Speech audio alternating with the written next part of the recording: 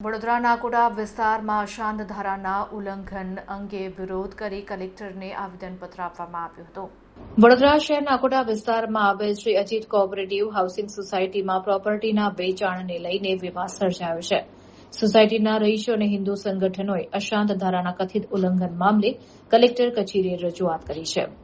સોસાયટીનો ઇતિહાસ છે કે 1970-71 થી અસ્તિત્વમાં આવેલી આ સોસાયટીમાં કુલ 275 મકાનો છે, જેમાં વર્ષોથી હિન્દુ પરિવારો વસવાટ કરે છે.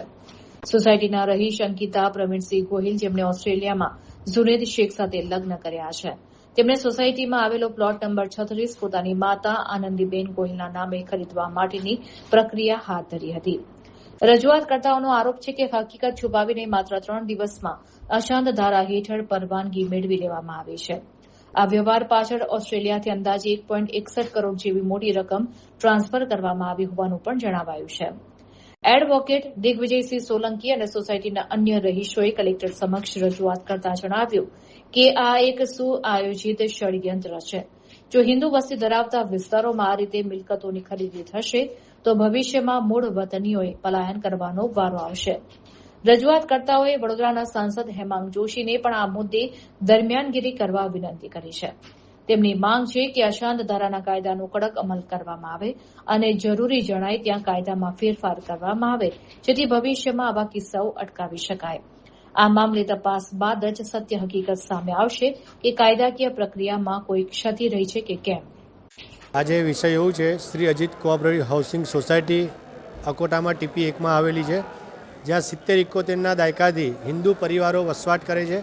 275 મકાનો છે ને 275 પરિવારો જે આ સોસાયટીમાં વસવાટ કરે છે. ત્યાં જ વર્ષોથી રહેતા એક પરિવારની દીકરીએ નામે અંકિતા પ્રવીણસિંહ ગોહિલ ઓસ્ટ્રેલિયામાં વડોદરા તાંદલજાના રહેવાસી જુનેદ શેખનાઓ સાથે લગ્ન કરી જે હકીકતો છુપાવીને 2024માં શ્રી અજીત કોઓપરેટિવ હાઉસિંગ સોસાયટીમાં જ પ્લોટ નંબર 36 ખરીદવાની તૈયારી બતાવી પોતાના પિતાના નામના ડોક્યુમેન્ટો રજૂ કરી અશાંત ધારામાંથી માત્ર 3 દિવસમાં પરવાનગી મેળવી અને ત્યારબાદ દસ્તાવેજ માત્ર ને માત્ર પોતાની માતાના નામે કરવામાં આવ્યો, જેથી કે અંકિતા પ્રવીણસિંહ ગોહિલ અને તેના વારસદારો એટલે કે તેમના પતિ જુનેદ શેખ અને તેમનો પુત્ર અયાન શેખ આ લોકો વર્ષો પછી આ હિન્દુ વસ્તીમાં પગ પેસારો કરે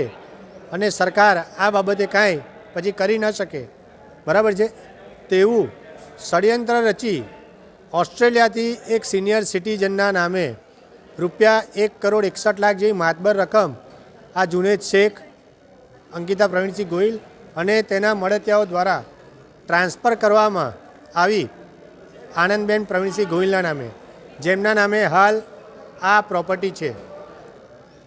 અને આ રીતે હિન્દુ વસ્તીમાં પ્રોપર્ટી ખરીદવા મદદગારી કરવામાં આવી રહી છે.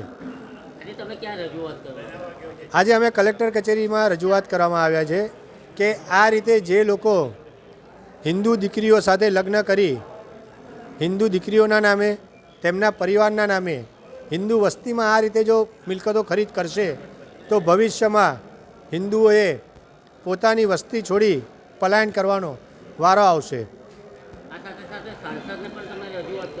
હા, આ સાથે અમે આપણા જે વડોદરાના સાંસદ છે શ્રી હેમાંગ જોશી, તેઓને પણ અમે રજૂઆત કરીએ છીએ કે આ પ્રકારના મુદ્દા લઈને તેઓ સરકારમાં અમારા તરફથી રજૂઆત કરે અને આના જે અશાંત ધારાના કાયદા છે તેનો કડકપણે અમલ થાય અને તેમાં ફેરફાર કરવામાં આવે.